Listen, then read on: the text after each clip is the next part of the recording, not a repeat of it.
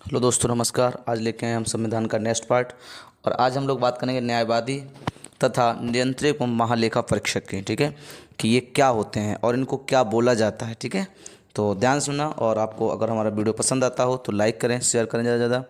ठीक है, और हमारे चैनल को सब्सक्राइब करा दें। ठीक है, और बेल आइकन को जरूर दबाएं। ठीक है, और कमेंट करके जरूर बताया करें कि आपको हमारा वीडियो कैसा लगा, और ज़्यादा से ज़्यादा वीडियो को शेयर एंड लाइक किया करें। ठीक है, स्टार्ट करते हैं इसी के साथ। सबसे बात करते हैं भारत का महान्यायवादी, है ना। तो देखिए, भारत के 3 विधि अधिकारी होते हैं। क्या होते हैं? विधि अधिकारी, जो एडवाइस करते हैं सरकार को। ठीक है, भारत का महान्यायवादी, भारत का महाधिवक्ता, भारत के अपर अधिवक्ता, ये तीनों कैसे हैं? भारत के विधि अधिकारी हैं। ठीक है, अगर आपसे पूछे महान्यायवादी को अनुच्छेद में कहाँ रखा गया है, तो आप कहोगे अनुच्छेद 76 में रखा गया है। किस में रखा गया है? अनुच्छेद 76 में रखा गया है। अगर भाग पूछता है तो भाग 5 में रखा गया है। ठीक है, ये जो महान्यायवादी होता है ये भारत सरकार का प्रथम, पूछेगा ना, भारत सरकार का प्रथम। ठीक है, कौन? भारत सरकार का प्रथम क्या होता है? तो विधिक मामलों पे सलाह देता है ये, है ना। और नियुक्ति एवं संघीय परिषदों की सलाह पर राष्ट्रपति द्वारा, ठीक है, दी जाती है। ध्यान रखना। तो सरकार का अगर पूछेगा भारत सरकार का पहला विधिक मामले की देखरेख कौन करता है, तो वो कौन करता है? महान्यायवादी करता है। ठीक है, अनुच्छेद 76 जो सेकंड है, 76 सेकंड है। ठीक है, ये जो अथॉरिटी देता है वो ये देता है कि ये महान्यायवादी जो है वो राष्ट्रपति के निर्देश पर किसी भी विषय पर भारत सरकार को विधिक सलाह दे सकता है। ठीक है, महान्यायवादी और क्या कर सकता है? तो आप ध्यान रखना, महान्यायवादी भारत के सभी न्यायालयों में सुनवाई का अधिकार रखता है, मतलब किसी से सुनवाई करा सकता है। अनुच्छेद 88 के तहत महान्यायवादी का ये अधिकार है कि वह संसद के कार्यवाही में भी भाग ले सकता है। संसद की कार्यवाही में क्या लगता है? तो अनुच्छेद 88 के तहत महान्यायवादी जो है वो क्या करता है? संसद में भाग ले सकता है। लेकिन संयुक्त बैठक जब होगी तो उसमें जो वोट पड़ते हैं उनमें वोट नहीं डाल सकता। क्या नहीं कर सकता? वोट नहीं डाल सकता। ठीक है, तो ये महान्यायवादी होता है, ध्यान रखना है इसको आपको। न्यायवादी की जो सहायता के लिए ना एक और बनाया जाता है, जैसे हम लोग सॉलिसिटर जनरल बोलते हैं। क्या बोलते हैं? सॉलिसिटर जनरल बोलते हैं, यानी कि भारत का महाधिवक्ता। ये महाधिवक्ता जो है वो महान्यायवादी का, देखो, महान्यायवादी नंबर 1 विधिक हो गया, ये आपका कार्रवाई कर सकता है। लेकिन उसकी सहायता के लिए कौन बनाया गया? तो महाधिवक्ता बनाया गया। उसकी सहायता के लिए क्या बनाया गया है? तो अपर अधिवक्ता बनाया गया है ना। तो ध्यान रखना क्या बनाया गया है। और पूछना महान्यायवादी की सहायता के लिए किसे बनाया गया? तो solicitor general of the year, 2 अतिरिक्त सॉलिसिटर जनरल भी नियुक्त गए हैं। ठीक है, तो महान्यायवादी को निजी प्रैक्टिस रोका नहीं गया है। और हमें ध्यान, एक चीज़ और यहाँ पे ध्यान रखना है आपको, जो महान्यायवादी होता है ना उसकी योग्यता क्या होनी चाहिए। तो राष्ट्रपति जो महान्यायवादी को नियुक्त करता है, पूछना महान्यायवादी को नियुक्त कौन करता है? महान्यायवादी को नियुक्त कौन करता है? तो आपको राष्ट्रपति करता है। और वो क्या योग्यता देखता है? तो जो भी महान्यायवादी बनेगा वो उच्चतम न्यायालय का न्यायाधीश बनने की योग्यता रखता हो। जो उच्चतम न्यायालय बनने के लिए योग्यता ना न्यायाधीशों के लिए, वही क्या होनी चाहिए? महान्यायवादी होती है। तो नियुक्ति कौन करेगा महान्यायवादी की? राष्ट्रपति करेगा। क्या योग्यता होनी चाहिए? उच्चतम न्यायालय के न्यायाधीश के बनने की होनी चाहिए। किन सा अनुच्छेद में रखा गया महान्यायवादी को? तो 76 में। भाग कौन सा? 5। महान्यायवादी पूछ सकता है कि क्या क्या कर सकता है, तो आप ध्यान रखना, ये सरकार को सलाह दे सकता है। भारत सरकार को किसी भी अधिकारी को किसी भी विषय पर सलाह दे सकता है, लेकिन किसकी एडवाइस पर? राष्ट्रपति की एडवाइस पर। महान्यायवादी जो होता है वो आपका लोकसभा राज्यसभा किसी में भी भाग ले सकता है, उसे छूट होती है, लेकिन वो अपना वोट नहीं दे सकता है। उसकी सहायता के लिए कौन बनाया गया है? तो आपको भारत का महाधिवक्ता बनाया गया है और भारत का अपर महाधिवक्ता बनाया गया है। ठीक है, तो यहाँ तक आपको बात समझ में आ गई। अब हम आगे बढ़ते हैं क्वेश्चनों पर। भारत का प्रथम महान्यायवादी कौन था? बहुत अच्छा क्वेश्चन है, ध्यान रखना। प्रथम न्यायवादी कौन था? तो MC सीतलवाड़ा था। कौन थे? सीतलवाड़। MC सीतलवाड़ थे, ये भारत के प्रथम महान्यायवादी थे। ठीक है, ध्यान रखना।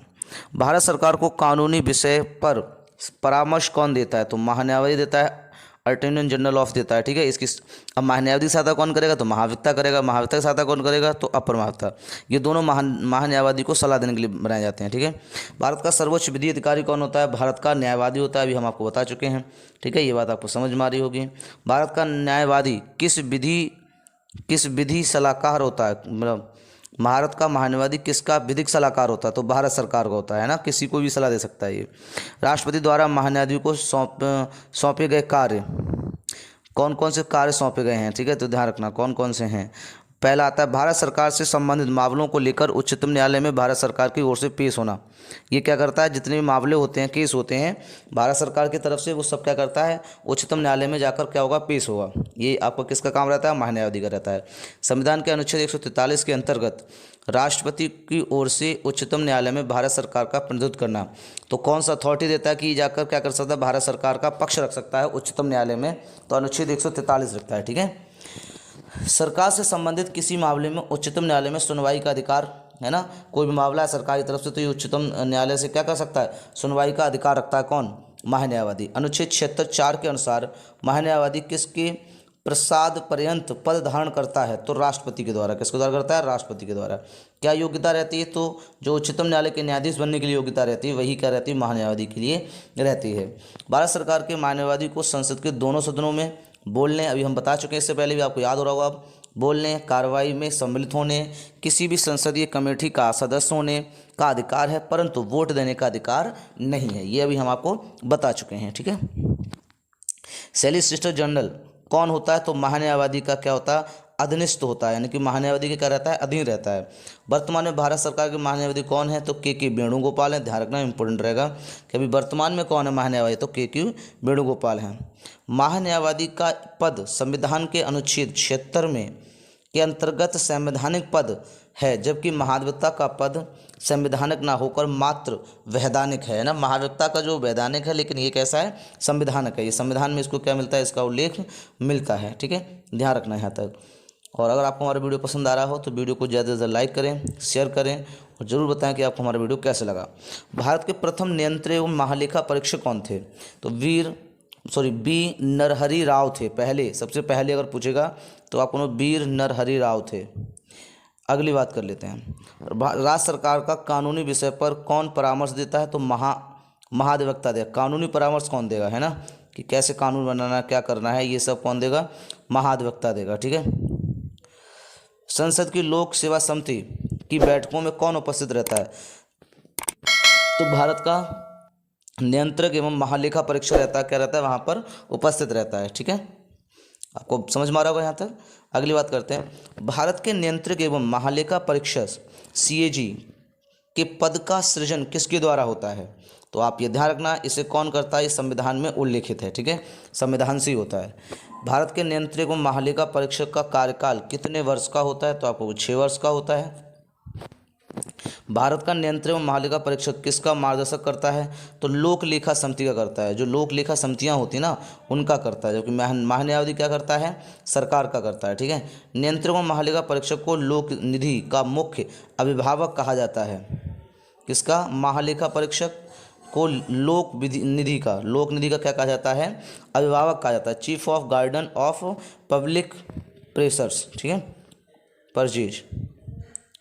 राज्य एवं केंद्र सरकारों को सभी खर्चों की वित्तीय जांच कौन कराता है, तो जितने भी राज्य और केंद्र में खर्चे हुए हैं उनकी जांच कौन करेगा, नियंत्रक एवं महालेखा परीक्षक करता है। ठीक है, ध्यान रखना इसको। आगे बात करते हैं, नियंत्रक एवं महालेखा परीक्षक की पेंशन व भत्ते किसके द्वारा होते हैं, तो भारत की संचित निधि द्वारा होते हैं। किसके द्वारा, तो भारत की संचित निधि द्वारा क्या करते हैं, जो आपके महालेखा परीक्षक पेंशन भत्ते दोनों किससे दिए जाते हैं, आपके भारत की संचित निधि है ना, उसके द्वारा दिए जाते हैं। ठीक है। भारत के नियंत्रक एवं महालेखा परीक्षक के संबंध में अनुच्छेद बहुत इंपॉर्टेंट रहेंगे, आपको ध्यान रखना है किसके द्वारा क्या है। 148 भारत के नियंत्रक महालेखा परीक्षक की नियुक्ति का और पदमुक्ति का, मतलब इस्तीफा देना और पद ग्रहण करना, दोनों आपको मिलेंगे 148। तो महापरीक्षक है, जो नियंत्रक एवं महालेखा परीक्षक है, उसका उल्लेख कौन से अनुच्छेद में मिलता है, तो आपको 148 में मिलता है। ठीक है। नियंत्रक एवं महालेखा परीक्षक के कार्य एवं शक्तियाँ तो 149 में मिलती हैं, ध्यान रखना।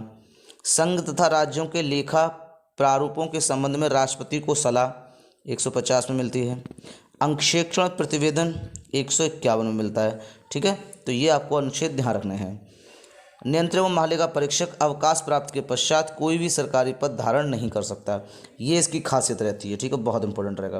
पूछेगा ऐसा कौन सा अधिकारी है जो एक बार पद ग्रहण करने के बाद सरकारी पद को धारण नहीं कर सकता, तो आप कहोगे नियंत्रक एवं महालेखा परीक्षक है। ठीक है, तो अगर आपको हमारा वीडियो पसंद आया हो तो ज़्यादा से ज़्यादा शेयर करें लाइक करें और कमेंट करके ज़रूर बताया करें कि आपको हमारा वीडियो कैसा लगा। ठीक है, जब आप कमेंट करते हैं तो हमें अच्छा लगता है। ठीक है, और आप लाइक ज़रूर किया करें हमारे वीडियो को। ठीक है, धन्यवाद।